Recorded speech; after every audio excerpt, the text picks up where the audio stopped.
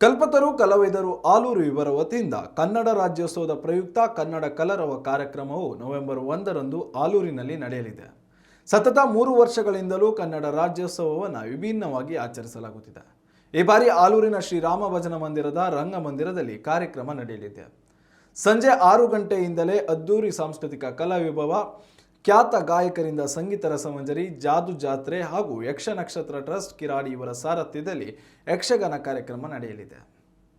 ಕಲ್ಪತರು ಕಲಾವಿದರು ರಿಜಿಸ್ಟರ್ಡ್ ಆಲೂರು ನಮ್ಮ ಈ ತಂಡದ ಸಂಯೋಜನೆಯಲ್ಲಿ 4ನೇ ವರ್ಷದ ಕನ್ನಡ ರಾಜ್ಯೋತ್ಸವದ ಅಂಗವಾಗಿ ನಾಳೆ ಸಂಜೆ ಸರಿಯಾಗಿ 6 ಗಂಟೆಗೆ ಶ್ರೀರಾಮ ಭಜನಾ ಮಂದಿರ ಆಲೂರು ಇಲ್ಲಿ ಕನ್ನಡ ಕಲರವ ಎಂಬ ಅದ್ದೂರಿಯ ಸಾಂಸ್ಕೃತಿಕ ಕಾರ್ಯಕ್ರಮವನ್ನು ಹಮ್ಮಿಕೊಂಡಿದ್ದೇವೆ.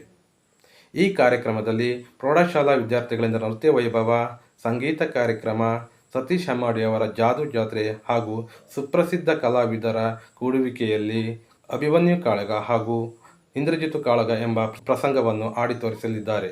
ಈ ಎಲ್ಲ ಕಾರ್ಯಕ್ರಮಕ್ಕೆ ಸಾರ್ವಜನಿಕರು ಹೆಚ್ಚಿನ ಸಂಖ್ಯೆಯಲ್ಲಿ ಭಾಗವಹಿಸಿ ಈ ಕಾರ್ಯಕ್ರಮವನ್ನು ಯಶಸ್ವಿಗೊಳಿಸಬೇಕಾಗಿ ಕೇಳಿಕೊಳ್ಳುತ್ತಿದ್ದೇವೆ. ಕಲ್ಪತರು ಕಲಾವಿದರು ರಿಜಿಸ್ಟರ್ಡ್ ಆಲೂರು ಇವರ ಸಂಯೋಜನೆಯಲ್ಲಿ ಇದೇ ಬರುವ ನವೆಂಬರ್ 1ರಂದು ಕನ್ನಡ ರಾಜ್ಯೋತ್ಸವ ಕಾರ್ಯಕ್ರಮವನ್ನು ಬಹಳ ಅದ್ಧೂರಿಯಾಗಿ ಶ್ರೀರಾಮ ಭಜನಾ ಮಂದಿರ ಆಲೂರಿನಲ್ಲಿ ಆಯೋಜಿಸಿದ್ದಾರೆ.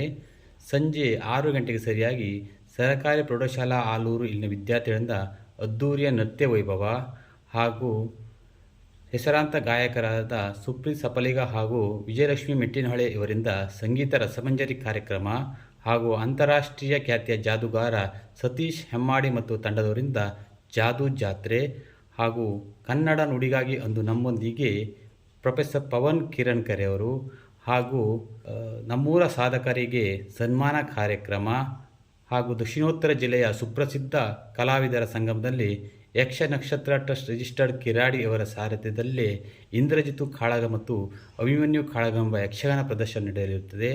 ಹಾಗೆ ಬಂದಂಥ ಎಲ್ಲ ಕಲಾಭಿಮಾನಿಗಳಿಗೆ ಉಪಹಾರದ ವ್ಯವಸ್ಥೆಯೂ ಇರುತ್ತದೆ. ಈ ಎಲ್ಲ ವೈವಿಧ್ಯಮಯ ಕಾರ್ಯಕ್ರಮಕ್ಕೆ ತಾವೆಲ್ಲರೂ ಹೆಚ್ಚಿನ ಸಂಖ್ಯೆಯಲ್ಲಿ ಭಾಗವಹಿಸಿ ನಮಗೆ ಸಹಕರಿಸಿ ನಮ್ಮನ್ನು ಪ್ರೋತ್ಸಾಹಿಸಬೇಕಾಗಿ ವಿನಂತಿಸಿಕೊಳ್ಳುತ್ತಿದ್ದೇವೆ.